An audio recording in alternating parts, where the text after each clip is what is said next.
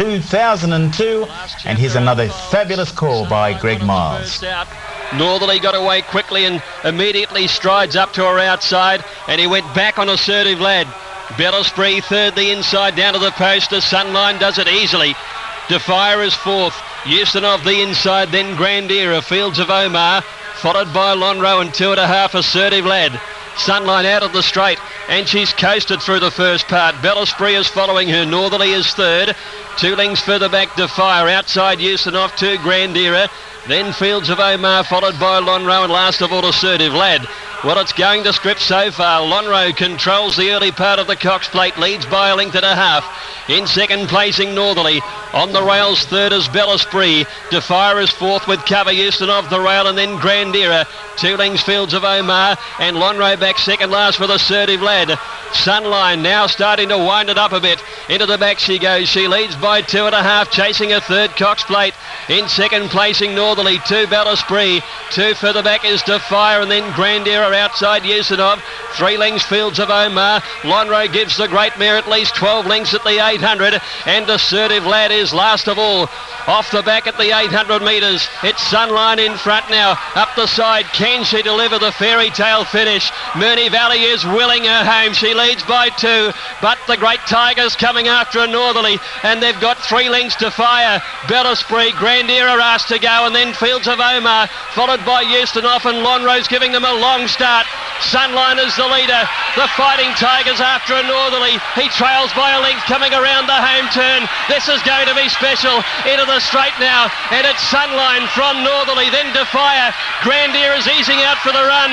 Northerly went up to the great mare. Sunline fights back as she always does. Northerly put the head in front though. He's raced about 1.5 lengths now. Here comes Defier, Grandira, but Northerly is clear, and the Fighting Tiger Northerly does it again, beats Defier, Grandira. Fourth goes to Sunline. The Queen abdicates, but does it with class. She's followed in by Fields of Omar. Lonhro was run off his legs. Next is... There's not a lot more I can say. You know, the horse is a great horse. He just keeps finding. The race panned out very well for him. It was turning tough a long way out, and I got a better trip than I thought, thanks to Paddy. He put him in the race. He was always doing the job, I thought. Very good ride. Did you expect to be that close during the race to Sunline? Yes, I did. I didn't have much idea how the race would unfold, but I had an attitude that you wouldn't want to be very far away from her. I actually wanted him to stalk her to some extent, you know, and I was very happy the way it unfolded. Hearts flutter, but stalking her, it's a lovely and accurate phrase or word that you used there, Richard, because stalking her was Northerly, and the battle was brief. He really breezed past her in the best win of a career that has now netted him $7.8 million. Patrick, your first ride on Northerly, and everything went according to plan, surely. Yeah, I was very happy in the run. My plan was before the race to keep Sunline in my grips, but I didn't want to make it for the back markers by taking her on too soon either. And he got to the front actually quite early, and I thought I was a chance for one of the back markers to be able to beat him, but he was just so strong, and it would have taken a brilliant horse to be able to beat him on the day. A tricky sort of horse to ride, Paddy. You mentioned a short time ago. How did you prepare for yesterday's ride? Well, I normally keep pretty fit in my breaks, and I was suspended for a couple of weeks, but I kept pretty fit.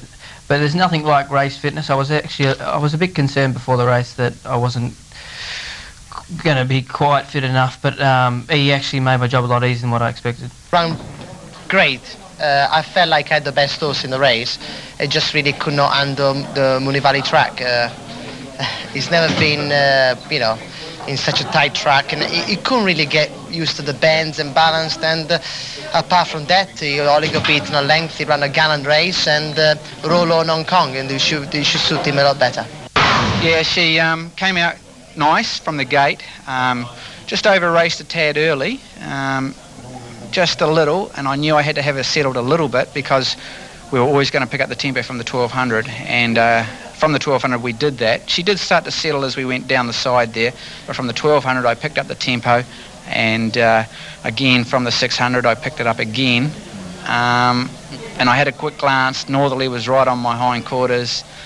Trevor sort of said that's the way he wanted me to ride it from the 1200, let her go and just keep picking it up. Couldn't shake him off. She did a normal thing, you know, she leads, she runs fast, but she just got nailed.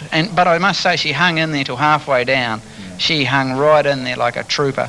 But old age probably just caught up with her, and she got nailed for third. She ran fourth. He ran well. He settled back in the field, and they went pretty slow the first half, which made it difficult to make ground, but he worked home well, probably. Started a little bit and got back in behind Fields of Omar, and half a mile from home when the pressure was applied, he sort of was under pressure a little bit and got onto the back of Grandera coming to the corner, and half expecting to sort of lengthen a bit, but he just sort of didn't really find too much. So just for a few strides when Sunline went steady, he over-raced. Then he settled down the side of the track there, and just after that he relaxed quite well, but he never really got into the race, and he didn't have anything there to give me in the run to the line.